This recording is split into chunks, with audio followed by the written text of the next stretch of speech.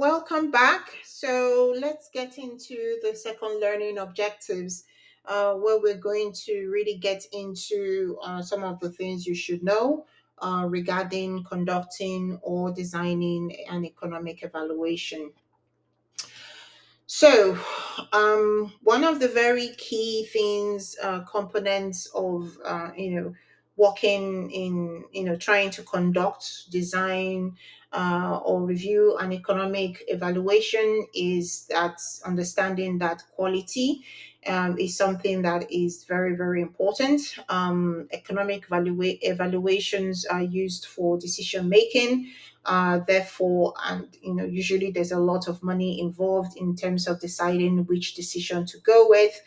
So it's a study that cannot be done haphazardly, and we need to make sure that this economic evaluations are high quality and therefore are reliable and can be. Some trust goes into using them for healthcare decision. So, a good quality evaluation, economic evaluation, in order to ensure that we have that, we have to look into standardizing the framework that is used in conducting it in terms of the approaches that is used, getting more people to use this standardized framework.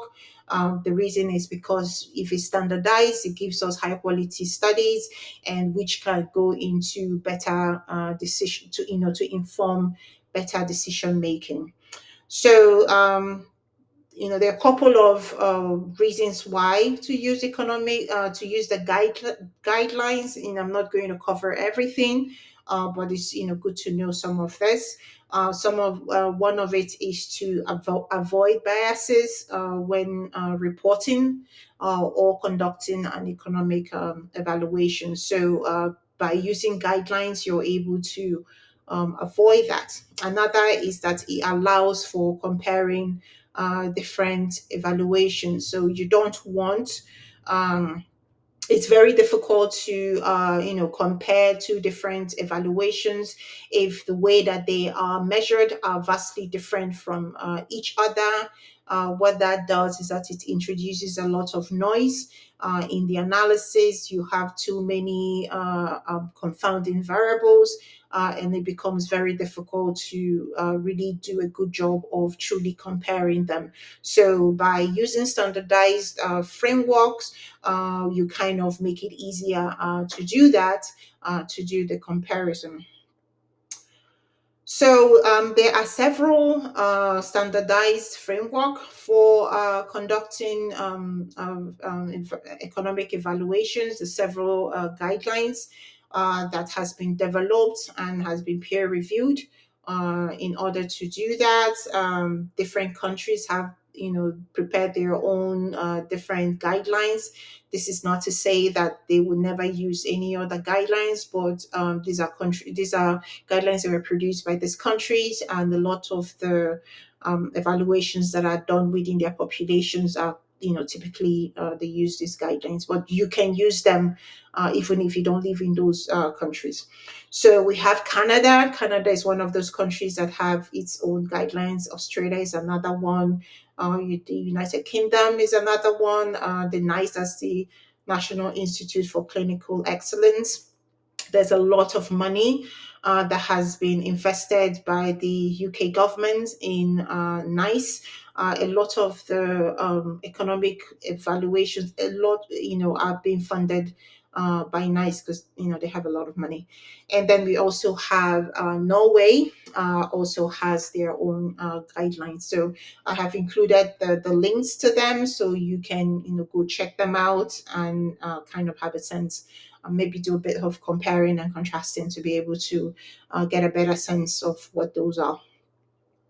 So, with publications, in terms of journal publications, there are some of the guidelines that was done as well.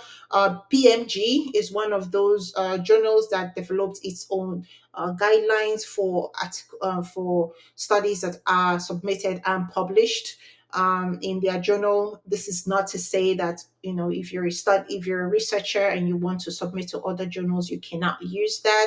But this guideline was developed, as part of BMG, and they use that in, kind of measuring the quality of economic evaluations that are submitted to them. So the guideline was, can be used by these researchers from, different countries and different settings, in when they are designing their economic evaluations, so that this way they are able to ensure that all the relevant components of an economic evaluation has been included in the design of their study, as well as if you're reviewing a economic evaluation that was done by someone else, in trying to figure out whether you should use the findings from that economic evaluation to make your own decisions. You also use the guidelines in reviewing that and determining, okay, is this, is that economic evaluation of high quality? Can it be trusted for me to use in decision making, or should I go look for another economic evaluation? So that's, what the guidelines can help with. So, based off on this BMG guidelines, there are a couple of questions that you should definitely be asking if you are designing an economic evaluation study, or if you are reviewing an already published economic evaluation study. These questions help you in really doing a deep dive into the studies and trying to make sure that it's of high quality, and therefore it can be trusted for you to use in decision making. And with those questions, I'm going to sort them out into, well, actually, no, it's not me that's sorting it out. The questions have actually been categorized into three. The first one is study design. Some of the questions to ask under study design is: what is the research question of the study? What are the aims and objectives of the study, of the evaluation? What is the time horizon? As well, you're also asking questions about what the relevant alternative that has been provided. In a economic evaluation, there should be at least two alternatives, because remember, economic evaluation is essentially a comparative analysis, and you cannot do a comparative analysis if you only have one option, right? You need to have at least two options, then you can compare the two. So there needs to be at least two alternatives in your design, or or whatever, in a published economic evaluation.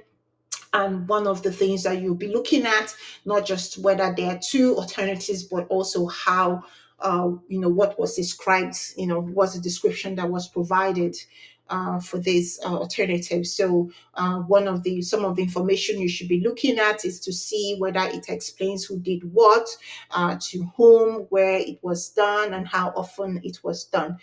This is to say that there should be a detailed enough information about the alternatives that you can get a good sense of what they are. Another question to ask is what type of evaluation that was used, and what is the reason why that particular evaluation was selected.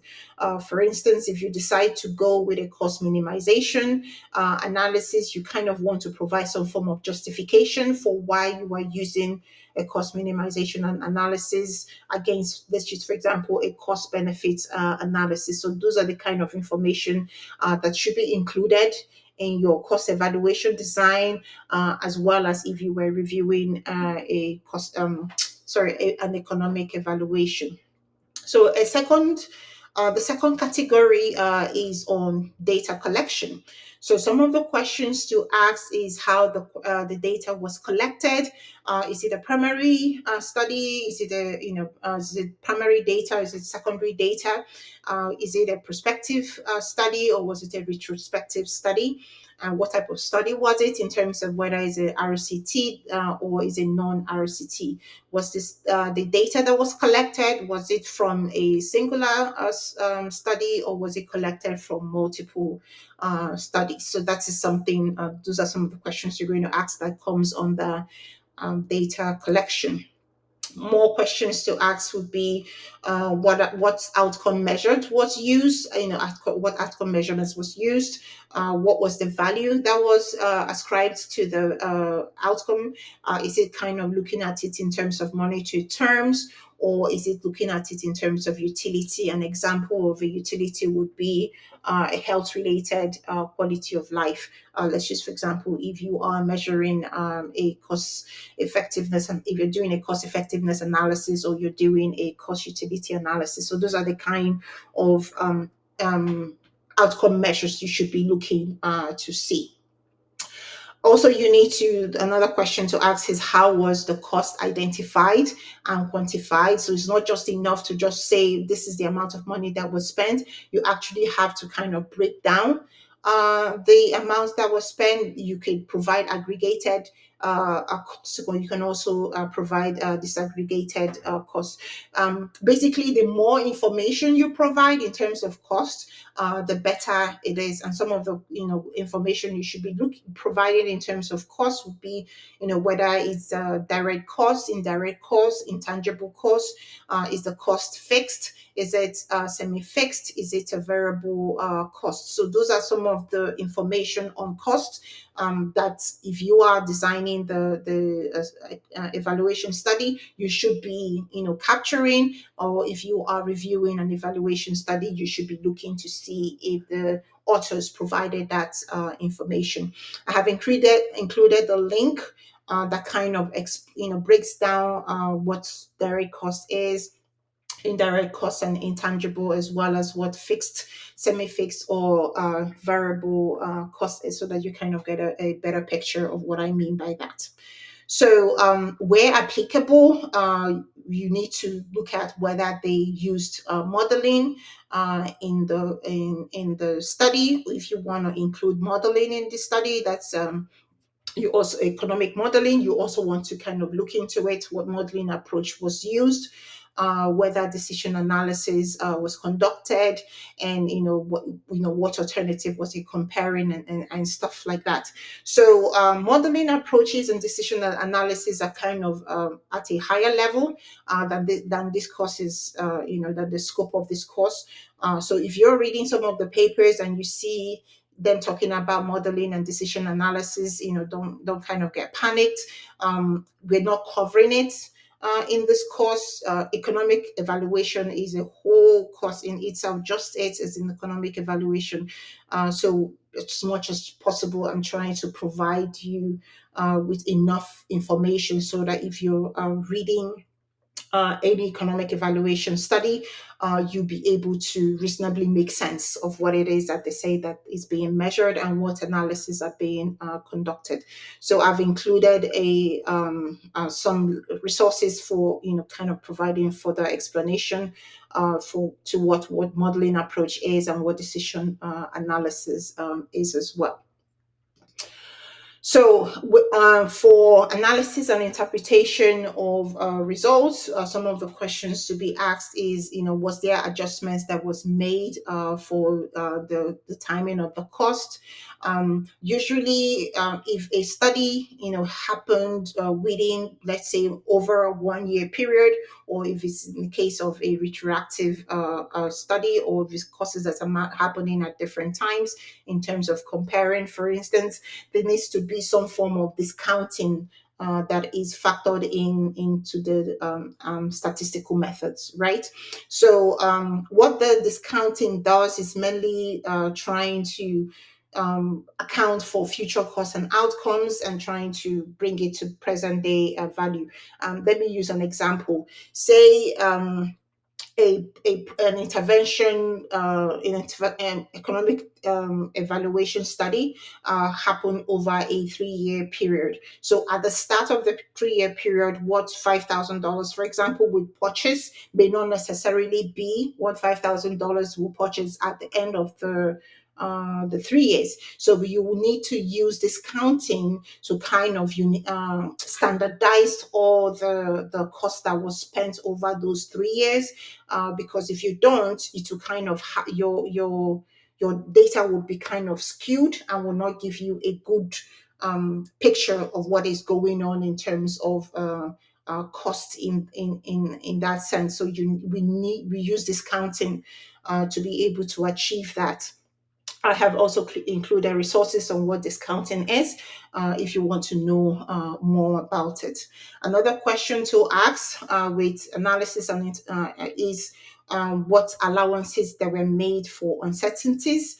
And since sensitivity analysis is what is used to account for uncertainties, it is it's impossible for all information on cost and all information on consequences to be captured. There's very likely there are going to be some information that you don't have access to, or some you may need to make assumptions on. So sensitivity analysis kind of helps in smoothing that edge, those rough edges, to kind of make it all neat and tidy. So I've also included resources on what sensitivity analysis is if you want to know more about it. So and when you're looking at that question, you also want to ask the question of what data was used for the sensitivity analysis as well. And then lastly, a question to ask is how was the data of the study presented? Was there incremental analysis done? Typically, with cost evaluation, incremental analysis is done. So you want to kind of look at it in terms of was that done? And what incremental analysis does is to calculate additional costs and benefits that will be relevant to the alternative. So also, once again, included resources on what incremental analysis is. So I've included a case study for you to do a practice on how to use these guidelines. So what you need to do is look at all the questions that that I provided in what to ask of economic evaluations to see how much of the information is provided. That's how much of this information is in the paper. And this case study is from the textbook Essentials of Economic Evaluation. So this is a very good textbook. I used it. I took a course during my PhD. I took a course on economic evaluation, so that was what I used, and it was it was great. So, in case you want to kind of do a deeper dive into knowing more about economic evaluation, you can just get this textbook from Amazon. I have it and I really like it. So for me, it's value for money. Just in case you're kind of interested in understanding economic evaluation a bit in deeper details.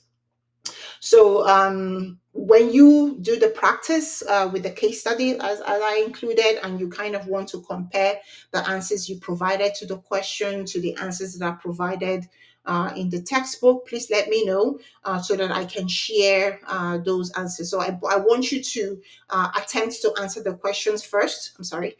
I want you to attempt to answer the questions first before you then get what was provided in the textbook, so that you kind of get a sense of it first before you see what is provided. So let me know if you want the answers from the textbook. So this is how you can present those questions or guidelines in a tabular format.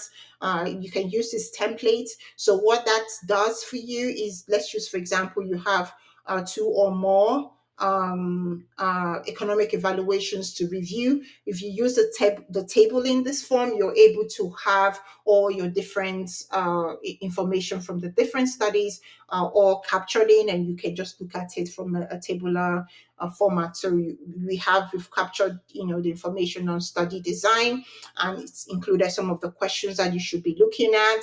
Also on data collection, also some of the questions that you should be looking at, and data collections, same thing, and also analysis and interpretation of results. So it has all of those information. So that's where we end for the second learning objectives.